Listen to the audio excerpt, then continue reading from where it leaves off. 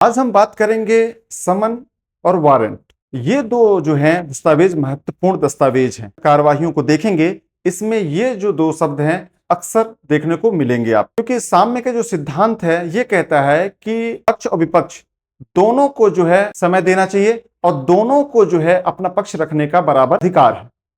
तो इसीलिए जो है उपस्थित होने को विवश करने के लिए जो है ये जो है समन्स और वारंट होते हैं कि आप किसी व्यक्ति को उपस्थित तभी कर सकते हैं जब उनको सूचना जाएगी। अगर सूचना से वो नहीं आते हैं, उनको जो है लाने के लिए विवश किया जाएगा। तो कुल मिला के आप जब भारतीय नागरिक सुरक्षा संहिता 2023 की अध्याय 6 को जब देखेंगे तो वहां पास आपको समन्स और वारंट ये सब दिख जाएंगे। कुल मिला के आप जो है समन्स और वारंट को इस वीडियो में आप देख रहे हैं। ये समन्स, ये वारंट।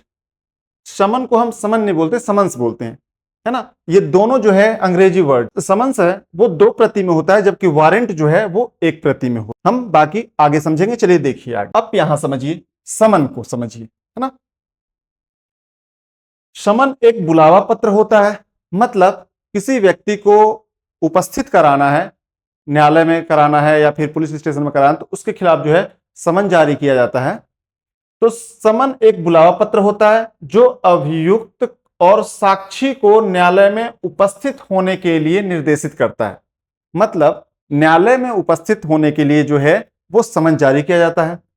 इस भाग में आप जो भारतीय नागरिक सुरक्षा संहिता की जो अध्याय 6 देखेंगे, यहां भाग लिखा है, यहां अध्याय होगा, अध्याय 6 जब देखेंगे उसमें धारा 63 से लेकर 71 तक समन के प्रावधान शामिल किए गए हैं।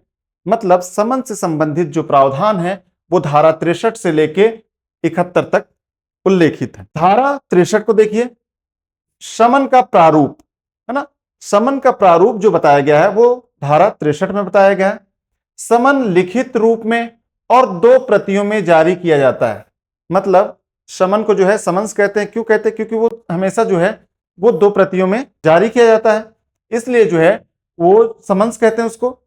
और समन जो है लिखित रूप में होता है और 2 प्रतियों में होता है। एक बात। दूसरी बात, इसे न्यायालय के पीठासीन अधिकारी या उच्च न्यायालय द्वारा निर्दिष्ट अधिकारी द्वारा हस्ताक्षरित किया जाता है।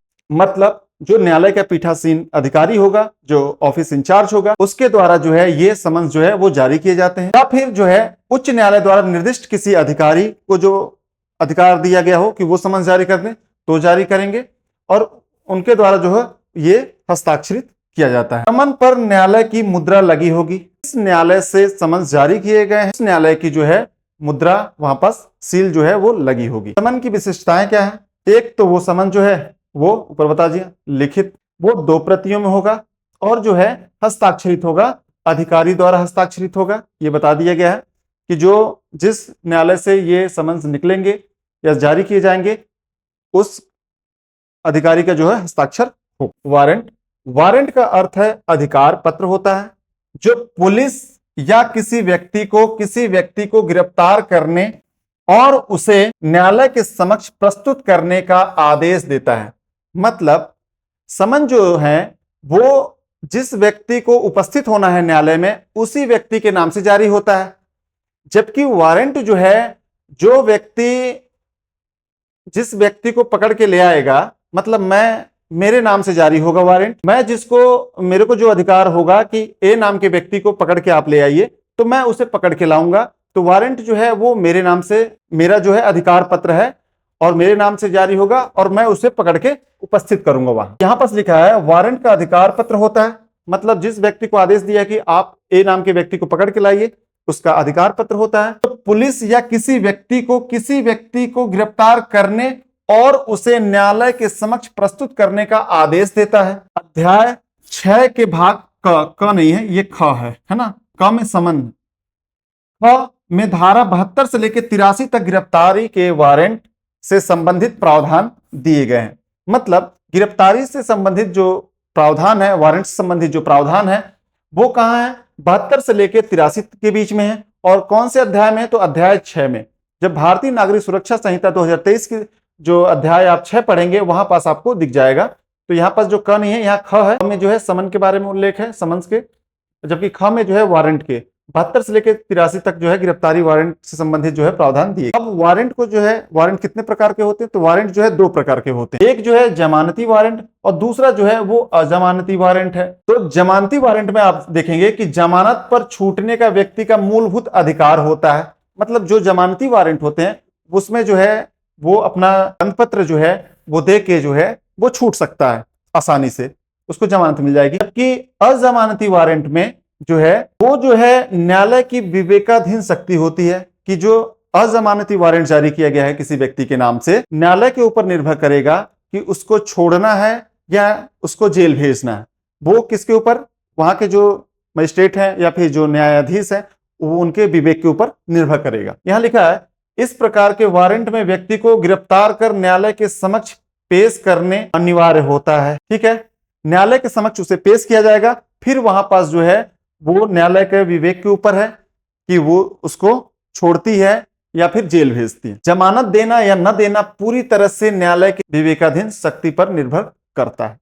मतलब यहां पास तो उसका जो है मूलभूत अधिकार है ना, जमानती वारंट जिसमें जारी किया गया, जबकि यहां जो है वो विवेक के, न्यायालय की विवेकाधीन शक्ति है कि वो जमानत दे रहे या नहीं। अब हम दोनों में अंतर देखेंगे, समन्स और वारंट में क्या अंतर है। समन एक जो है वारंट। अब ये दोनों में अंतर क्या है इसको समझ लीजिए। समन का अर्थ है बुलावा पत्र होता है जिससे किसी व्यक्ति को कोर्ट में उपस्थित होने के लिए बुलाया जाता है। मतलब कोर्ट में उपस्थित होने के लिए क्या जारी किया जाता है? वारंट का अर्थ होता है अधिकार पत्र जिसमें किसी व्यक्ति को गिरफ्तार करने का आदेश होता है, किसी व्यक्ति को गिरफ्तार करने का आदेश होता है। समन का उपयोग अभियुक्त या साक्षी को उपस्थित होने के लिए किया जाता है।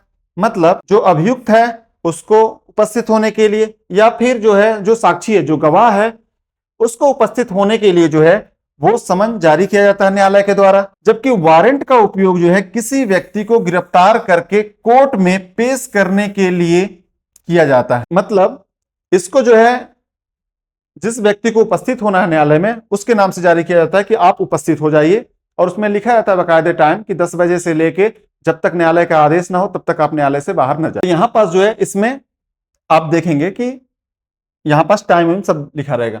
वारंट का उपयोग किसी व्यक्ति को गिरफ्तार करके कोर्ट में पेश करने के लिए किया जाता है। यहां समन को कोर्ट, पुलिस अधिकारी या आयोग द्वारा जारी किया जाता है।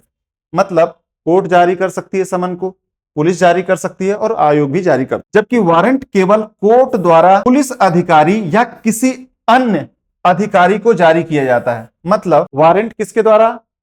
तो वारंट जो है वो केवल कोर्ट के द्वारा ही जो है जारी किया जा सकता है। समन में गिरफ्तारी का आदेश नहीं होता, केवल उपस्थित का आदेश होता है। मतलब समन अगर किसी को गया है तो उसमें जो है उसको गिरफ्तार करने की आवश्यकता नहीं है, उसको सिर्फ सूचना जाती है कि आप जो है इस तारीख को इतने समय जो है आप उपस्थित हो जाइए, उसमें आदेश होता है उपस्थित होने का। वारंट में गिरफ्तारी का स्पष्ट आदेश होता है, इसीलिए किसी का वारंट जब कट जाता है तो वो घबराते हुए वो तुरंत जो है न्यायालय भागता है, किसी वकील को पकड़ता है वो, क्योंकि कब उसको गिरफ्तार कर लिया जाए कोई नहीं जानता है, इसलिए वो तुरंत जाता है अपने किसी वकील से सलाह लेता है। फिर वहां पास अगर देखता है कि जमानती वारंट है तो वो तुरंत जमानत ले लेते हैं, या फिर गिरफ्तारी वारंट है तो वहां उपस्थित करके और फिर न्यायालय से निवेदन करके अगर लगता है कि हाँ जमानत पे छोड़ देना चाहिए तो न्यायालय जमानत पे छोड़ देती है। लगता है कि 2 दिन को जेल भेजना ही पड़ेगा क्योंकि इनको बार बार बुलाने के बाद भी ये नहीं आते, तो हो सकता है कि 2-4 दिन के लिए जेल भेज दें, फिर बाद में लगाएं तो फिर उन्हें छोड़ दिया जाए। समन हमेशा 2 प्रतियों में जारी किया जाता है जबकि वारंट 1 प्रति में जारी होता है। मतलब आप देखेंगे कि जो समन है उसको हम समन्स कहते हैं, ये हमेशा 2 प्रतियों में होता है ना। 1 प्रति देते हैं, दूसरे प्रति में उससे सिग्नेचर ले लेते हैं। जो भी समन मिलने के बाद भी अगर उपस्थित नहीं हो रहा, समन पे समन जा रहे हैं, वो ले भी रहा है, वो उपस्थित नहीं हो रहा, तो फिर उसके वारंट कटेंगे। फिर वो वारंट होंगे तो फिर उसमें भी अगर लगेगा कि नहीं आ रहा तो फिर गिरफ्तारी वारंट कट जाएंगे, और गिरफ्तारी वारंट फिर उसे पुलिस पकड़ के ले आएगी। और लगेगा कोर्ट को कि ये जो है इतने समन्स भेजने पे, वारंट भेजने पे अगर ये बंदा उपस्थित नहीं हो रहा है तो इसको 2-4 दिन तो जेल की हवा खिलाई दे। इसकी जमानत लगती है तो खारिज करके भेज देते हैं जेल, फिर वो जो है बाद में 2-4 दिन बाद लगाएंगे तो फिर जमानत दे देते हैं। तो कम से कम जो है दिमाग ठीक हो जाता है इससे पता चलता है कि न्यायालय क्या है।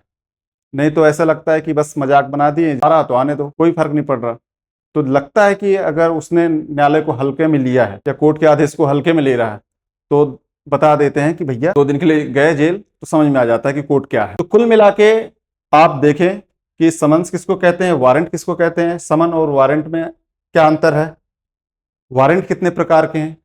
तो कुल मिला के इस वीडियो में हम समन और वारंट को आसान भाषा में समझे, साथ ही साथ आप स्क्रीनशॉट भी ले सकते हैं और स्क्रीनशॉट लेके आप नोट्स बनाते रहिए आगे आपके। तो कुल मिला के आपको ये समन्स और वारंट अच्छे से समझ में आ गया होगा। इस वीडियो में सिर्फ इतना ही।